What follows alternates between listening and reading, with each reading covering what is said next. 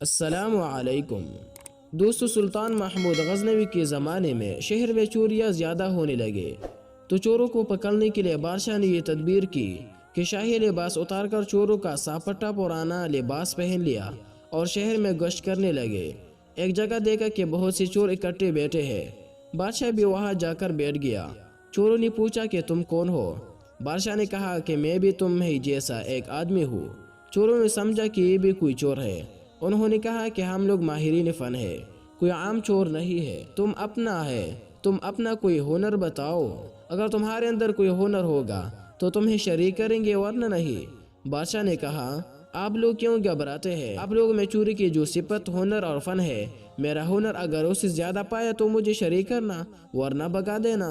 چوروں نے کہا کہ اچھا اپنا ہنر بتاؤ۔ بادشاہ نے کہا کہ میں بعد میں بتاؤں گا، پہلے تم لوگ اپنا ہنر بیان کرو۔ ایک چور نے دوستوں کہا کہ میرے اندر یہ فن ہے کہ میں اونچی سے اونچی دیوار پھاند کر مکان میں داخل ہو جاتا ہوں، چاہے بادشاہ کا قلعہ ہی کیوں نہ ہو۔ دوسرے نے کہا کہ میرے ناک میں یہ خاصیت ہے کہ جہاں خزانہ مدفون ہوتا ہے میں مٹی سونگھ کر خزانہ بتا دیتا ہوں کہ یہاں خزانہ ہے۔ جیسے مجنون کو خبر نہیں تھی کہ لیلا کی قبر کہاں ہے، قبرستان جا کر ہر قبر کو سونگا، جب لیلا کی قبر کی مٹی سونگی تو بتا دیا کہ لیلا یہاں ہے۔ تیسری چور نے کہا کہ میرے بازو میں ایسی طاقت ہے کہ چاہے کتنی ہی موٹی دیوار ہو میں گھر میں گھسنے کے لیے اس میں سوراخ کر دیتا ہوں۔ چوتھے نے کہا کہ میں ماہر حساب ہوں، یعنی کہ PhD میتھمیٹکس ہوں، کتنا ہی بڑا خزانہ ہو چند سیکنڈ میں حساب لگا کر تقسیم کر دیتا ہوں۔ پانچویں نے کہا کہ میرے کانوں میں ایسی خاصیت ہے کہ میں کتے کی آواز سن کر بتا دیتا ہوں کہ کتا کیا کہہ رہا ہے۔ چھٹی نے کہا کہ میرے آنکھوں میں یہ خاصیت ہے کہ جس کو اندھیری رات میں دیکھ لیتا ہوں، دن میں اس کو پہچان لیتا ہوں۔ اب سب چوروں نے بادشاہ سے پوچھا کہ اے چور بھائی، تمہارے اندر کیا خاص بات ہے؟ بادشاہ محمود نے کہا کہ بھائی میری داڑھی میں ایک خاصیت ہے کہ جب مجرمین کو پھانسی کے جلادوں کے حوالہ کر دیا جاتا ہے، اس وقت اگر میری داڑھی ہل جاتے ہیں تو مجرمین پھانسی کے پھندے سے چھوٹ جاتے ہیں۔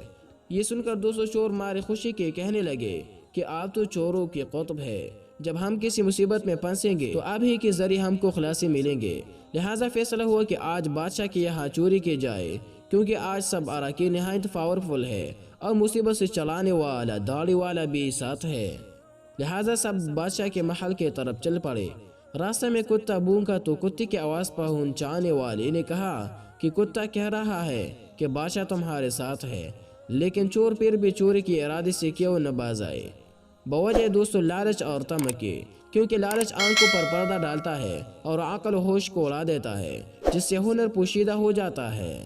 لہٰذا دوستو بادشاہ کی یہاں چوری ہوئی، چوروں نے خزانہ لوٹ لیا اور جنگل میں بیٹھ کر ماہر حساب نے سب کا حصہ لگا کر چند منٹ میں تقسیم کر دیا۔ بادشاہ نے کہا سب لوگ اپنا اپنا پتہ لکھوا دے تاکہ آئندہ جب چوری کرنا ہو تو ہم لوگ آسانی سے جمع ہو جائیں گے۔